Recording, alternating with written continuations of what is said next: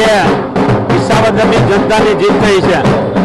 આજે વિધાનસભામાં ગોપાલભાઈને મોકલી અને નવો ઇતિહાસ રચવાનો છે, કારણ કે ભાજપની કરપ્શનની દુકાનો હવે બંધ થઈ જશે અને ભાજપ નહીં ડર હતો, કોંગ્રેસ નહીં ડર હતો કે આ ભાઈ આવશે તો અમારા બધાના નામમાં નખાઈ જશે અને આમ આદમી પાર્ટીનું વજન વધી જશે। એટલા માટે બંને એક થઈ ગયા હતા। હર્ષદભાઈ રીબડિયા અને ભૂપત ભાયાણી બંનેના કાર્યકરોને ભૂપતભાઈ અને હર્ષદભાઈ સમજાવ્યા હતા કે 47ની ચૂંટણીમાં જો આપણે જીતવું હોય તો ગિરીશ પટેલને અત્યારે હરાવવો પડશે। આ બંનેની કાવા દાવા હતા, એના કાર્યકરો પણ અમને કહેતા હતા ભાજપના।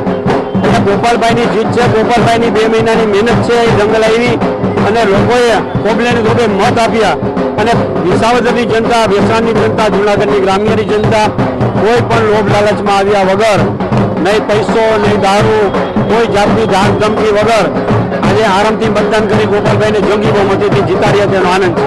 વહીવટી તંત્રને તમામને આજે ભાજપના ઉપરથી ઓર્ડર જ હતો કે આમ આદમી પાર્ટીનો કોઈ પણ કાર્યકર હોય તો એને પાડી દેવો, બગાડવો અને પોલીસવાળા પણ ખૂબ હેરાન કરતા હતા। બાકી એટલું જ હતું કે પોલીસે કમળનો કેસ ધારણ નહોતો કર્યો, બાકી બધા હદગંત અપનાવ્યા છે। ગુંડાઓના કિરીટભાઈ પાસે ડાયરી હતી, કિરીટભાઈ પાસે ડાયરી હતી ભાજપના, એમાં ગુંડાના જ નંબર હોય, બીજું કાંઈ ન હોય। ત્યારે આમ આદમી પાર્ટીના ગોપાલભાઈ પાસે ડાયરી હતી 2 મહિના પહેલાથી, જેમાં લખતા હતા કે આ ગામના શું કામ છે એ હું વિધાનસભામાં જઈને કરીશ।